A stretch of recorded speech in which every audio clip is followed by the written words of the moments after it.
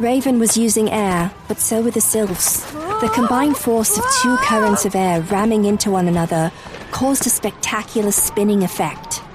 I clung to the sword with one hand as I spun on my backside.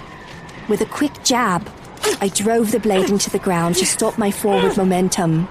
I clung to the handle as my hair whipped around my face, making the scene in front of me hard to discern. Raven had hidden himself, so his face was covered with the heavy hood of a cloak, and his form seemed to be one of shadows and dark, hard to pinpoint even though he stood right in front of me. The two sylphs shot left and right, zigzagging at a rapid speed, which allowed them to stay out of Raven's range. He tossed balls of fire at them and lit up the night sky with a brilliant glow that washed out the light of the moon overhead. But again, it wasn't the sylphs that drew my eyes, but the two gargoyles that slipped around the other side of Raven. They were going to hit him from behind. Clinging to the sword with one hand, I lifted the other and called up the power of the earth. This had always been my strength, the place I felt most at home in my powers. The ground rumbled and exploded to either side of Raven. The burst of rocks and sod set the gargoyles back a few feet. Of course, it also made them take note that Raven was not alone. They turned together and stared at me. Heart racing, I stood against the wind, one hand still on the sword handle as I stared back at the two beasts. I needed Raven's training still, as much as I hated to admit it, and that meant I would have to help him survive this attack. The two gargoyles advanced on me, hovering just above the ground. I flicked my fingers upward, and the earth exploded over and over again, as though I was setting off landmines right under them. They didn't slow. Hell, they didn't even blink those bottomless black eyes. They're made of earth. It won't slow them. I noticed Raven didn't tell me how to stop them. Maybe I could use the elements that were already being tossed around.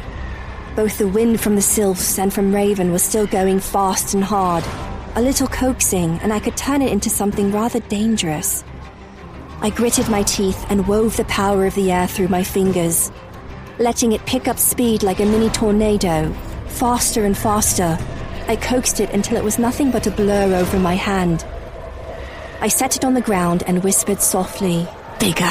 The spinning air shot above my head, catching the other currents and going wild in the space of seconds.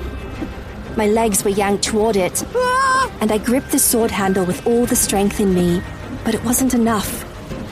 I'd unleashed the power of a tornado. What had I expected? I slipped through the air and slammed into the wooden pilings of the playground. I couldn't breathe, could barely see, and yet I clung to the wood. Through squinted eyes, I stared at the tornado as it swept upward and toward the gargoyles. They were caught in its spinning vortex, their bodies slamming into one another. I could have slowed the tornado, but to do so would free the gargoyles. At the edges of sensation, I felt someone try to take control of the tornado from me. I clung to it as I clung to the wood. It was mine. I wasn't letting it go. I pushed my energy into it, urging it onward, urging it to grow and devour, to take out those who would harm me. Faster and faster it went. The trees around me cracked and groaned as they were pulled up by their roots. The swing set ripped from the earth, large cement blocks on the ends of the support legs flying past me. I screamed with the power that roared along my veins, because I'd fully lost control now. The rage inside me would not be contained. My arms began to slip, but I didn't mind. I was the tornado. I was the air. I would not be harmed. A part of my brain tried to tell me those were lies, but I could not hold on to that, or to the wood under my hands. My fingers lost their grip, and I was cast into the wild wind. I floated between heaven and earth, and I thought, I am lost, gone forever. A hand wrapped around my wrist and stopped my free fall. I was yanked out of the sky and drawn down to the earth.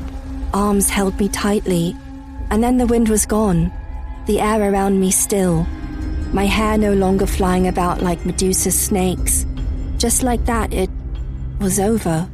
The world felt as though it pulled apart around me for a moment, but the sensation was quick, there and gone before I could put my finger on the feeling.